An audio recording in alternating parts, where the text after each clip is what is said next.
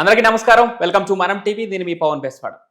ఏపీలో ముందస్తు బెయిల్ ఒక ట్రెండ్ నడుస్తూ ఉంది. ఇప్పటికే అరెస్ట్ అయినటువంటి కొంతమంది నేతలు అరెస్ట్ కాకముందే ముందస్తు బెయిల్కి అప్లై చేయడం, కోర్టు తీర్పులు ఇవ్వడం జరుగుతుంది. ఈ నేపథ్యంలో ఇప్పుడు చూసుకుంటే మిథున్ రెడ్డి కావచ్చు, ఇప్పుడు విడుదల రజనీ కావచ్చు, ముందస్తు బెయిల్కి అప్లై చేయడం జరిగింది. దీనికి సంబంధించి విశ్లేషిద్దాం. మనతో పాటు స్టూడియోలో అందుబాటులో ఉన్నారు senior journalist doctor Bharat Reddy గారు. సార్ నమస్తే. నమస్తే. ముందస్తు బెయిల్ ట్రెండ్ మనం ఇంతకుముందే మాట్లాడుకున్నాం 2-3 రోజుల క్రితం కూడా.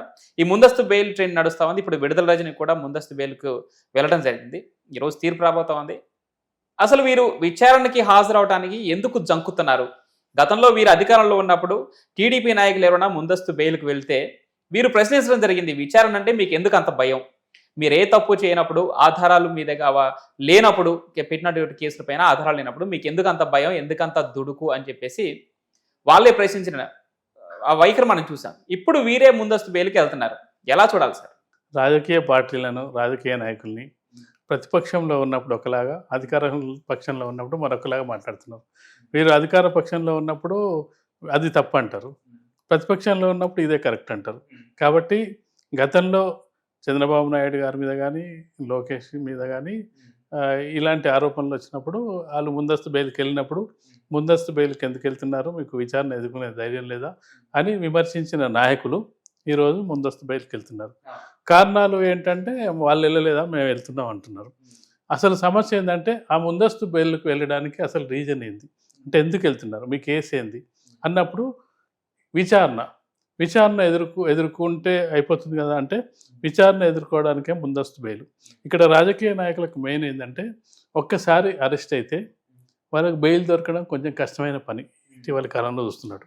అరెస్ట్ కాకుండానే ఉంటే బెటర్. ఎందుకంటే మనం చూసినాం సునీత వాళ్ళ వివేకానంద రెడ్డి హత్య కేసులో చాలా సందర్భాల్లో అవినాష్ రెడ్డికి సిబిఐ నుంచి రావడం, ఆయన ఏదో ఆరోగ్యం బాగాలేదని చెప్పడం, తర్వాత అరెస్ట్ కాకుండా మొత్తానికైతే తప్పించుకోగలిగిండు.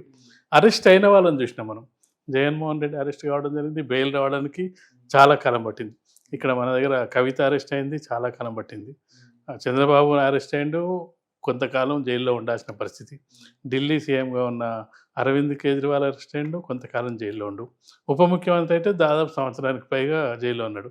అంటే అంత దూరం రాకుండా ముందస్తు బెయిల్ తెచ్చుకుంటే అరెస్ట్ అయ్యే అవకాశం ఉండదు కదా అనే దాని మీద ముందస్తు బెయిల్కి వెళ్తున్నారు.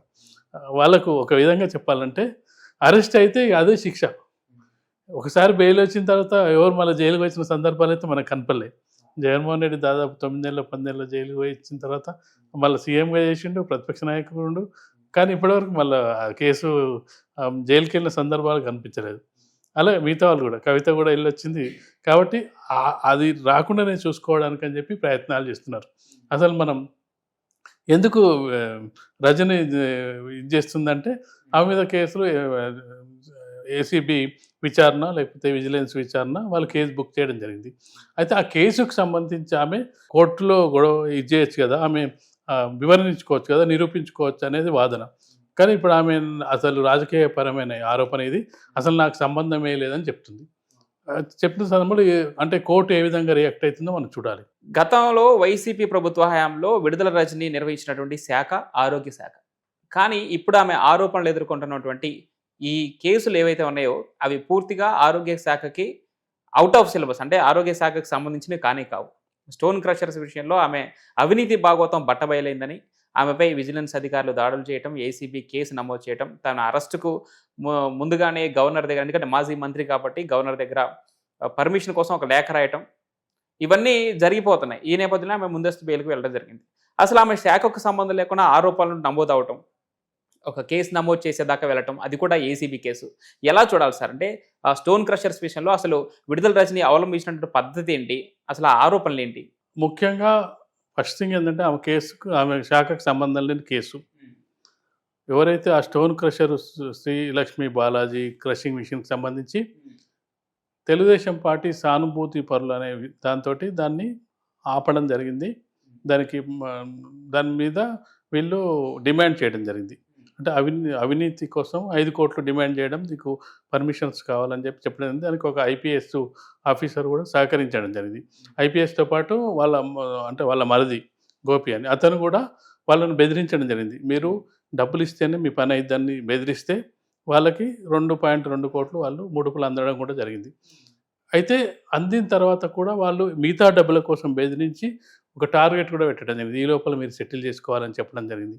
ఇవన్నీ ఎప్పుడు బయటపడ్డాయంటే విజిలెన్స్ దీంట్లో ఎందుకంటే ఒక ఆరోపణ ఎప్పుడైనా దేని మీద వస్తుందంటే తమ శాఖలో జరిగిన అవినీతి జరిగితే తమ శాఖకు సంబంధించి వస్తుంది.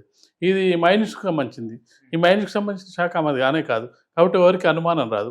ఆ విధంగా ఆమె మీద విజిలెన్స్ దాడి చేయడం, దాడిలో భాగంగా ఇదంతా ఒక ఏసీబీ వాళ్ళు కేసు బుక్ చేయడంతో ఇవన్నీ బయటపడ్డాయి.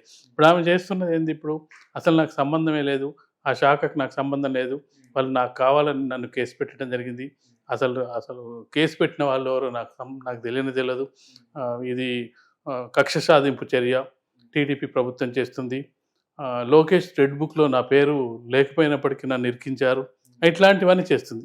అంటే అసలు నువ్వు చెప్పదలుచుకునేది ఏంది? శాఖకు నాకు సంబంధం లేదు, అవినీతి ఆరోపణలు నాకు సంబంధం లేదు, నేను విచారణ ధైర్యంగా ఎదుర్కొంటా అని చెప్పుంటే అసలు ఈ ముందస్తు బెయిల్కి వెళ్ళాల్సిన అవసరం కూడా లేదు. ఎందుకంటే తన శాఖ కాదు. అంటే ఏమాత్రం ఇన్వాల్వ్మెంట్ లేకుండా ఉన్నట్టయితే ధైర్యంగానే ఎదుర్కొంటారు. అంటే ఇక్కడనే అనుమానాలు వస్తున్నాయి. నువ్వు ఏదైతే నీకు శాఖకు సంబంధం లేని దాంట్లో మీ ఇంటి మనిషి, మీ మరిది ఇన్వాల్వ్ అవ్వడం, ఫోన్లు చేయడం, బ్లాక్మెయిల్ చేయడం, ఇవన్నీ ఒక్కొక్కటిగా బయటకు వస్తున్న సందర్భంగా ఖచ్చితంగా ప్రజలకు అనుమానం వస్తుంది, నాయకులకు కూడా అనుమానం వస్తుంది. అంటే ఖచ్చితంగా అంటే ఈమెకి ఏం లేకపోతే ఎందుకు ముందస్తు బెయిల్కి వెళ్తుంటుంది, ఎందుకు రియాక్ట్ అవుట్ ఉంటుంది, ఎందుకు నా మీద ప్రత్యర్థులు నన్ను కక్ష కట్టారని చెప్తుంటుంది.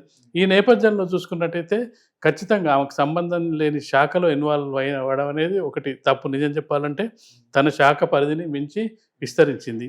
దాంతోపాటు కుటుంబ సభ్యులను ఇన్వాల్వ్ చేసింది. ఐపీఎస్ ఆఫీసర్ ఇన్వాల్వ్ అయ్యాడు. తన పిఏ కూడా 10 లక్షలు తీసుకున్నాడని ఆరోపణలు ఉన్నాయి. ఈ ఆరోపణలన్నీ రుజువు చేసుకునే బాధ్యత ఆమెదే ఉంది. కేసును ధైర్యంగా ఎదుర్కొని నా మీద వచ్చిన ఆరోపణలన్నీ అవాస్తవాలను రుజువు చేసుకున్నట్టయితే ఇంత సమస్య ఉండేది కాదు.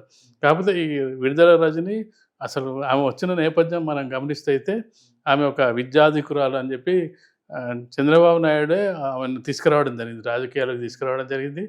ప్రోత్సహించి బహిరంగంగానే చెప్పడం జరిగింది అప్పట్లో చంద్రబాబు నాయుడు మొక్కను. విడుదల రజని అంటే కొంత హై ప్రొఫైల్ ఇవ్వడం జరిగింది. ఆమె తిరిగి ఎన్నికల సందర్భంగా వైసీపీలో చేరడం జరిగింది. 2 ఏళ్ల పాటు ఎమ్మెల్యేగా ఉండడం జరిగింది. 2వ విడత మంత్రివర్గ విస్తరణలో భాగంగా ఆమెకు మంచి శాఖ, ఆరోగ్య శాఖ ఇవ్వడం జరిగింది.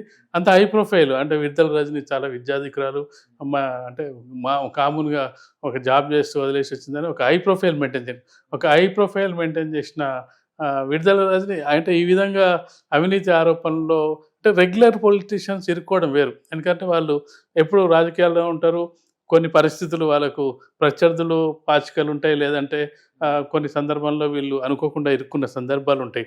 ఒక మధ్యతరగతి స్థాయి నుంచి వచ్చి రాజకీయాలకు కొత్తగా వచ్చిన వాళ్ళు చాలామంది ఈ అవినీతి ఆరోపణలు తక్కువ ఇరుక్కుంటారు.